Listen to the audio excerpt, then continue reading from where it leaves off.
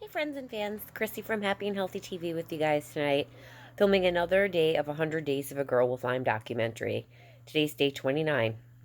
So, with the summer coming upon us, I wanted to just bring up some information on staying cool in the summertime for those with Lyme disease.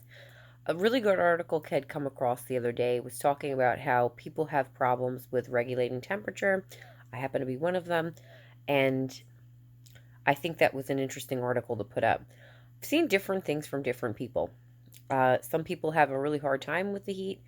Others, like me previously, would gravitate towards warm weather. I would say that I'm always freezing due to ANS and CNS damage, so my body doesn't regulate temperature well. They have the flip side of that, which I happen to be right now, which is it just gets slightly warm out, and I'm just like, oh my god, it is so hot. I want to stick my head in the freezer. I'm also almost 6 months pregnant, so that may be playing a role with that whole situation too.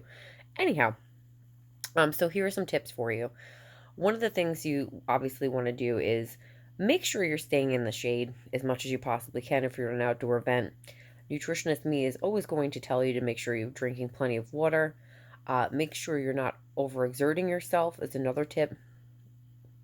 Maybe doing like heavy exercise, things like that. And I think that's pretty important to pay attention to. Something else to consider.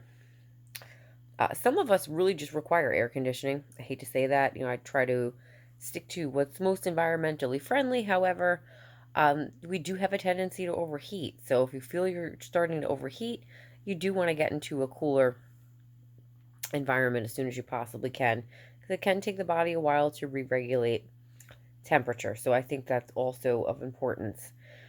Drinking beverages that are full of electrolytes, things like coconut water, or there's an organic Pedialyte type of drink that I can post that would be a really great thing to incorporate as well.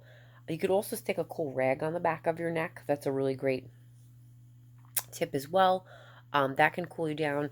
A cool rag on your wrists also will help you out as well. Um, so that's another really great thing to try. Or I have from Disney World, I have this really cute Minnie Mouse or Mickey Mouse water bottle that has a fan attached to it. I think it's fantastic. Totally bringing that with me, particularly when I'm in a really hot climate. So there are my tips for today, guys. I hope everybody has a great night or day. Love you guys. Mwah. Take care. Bye bye.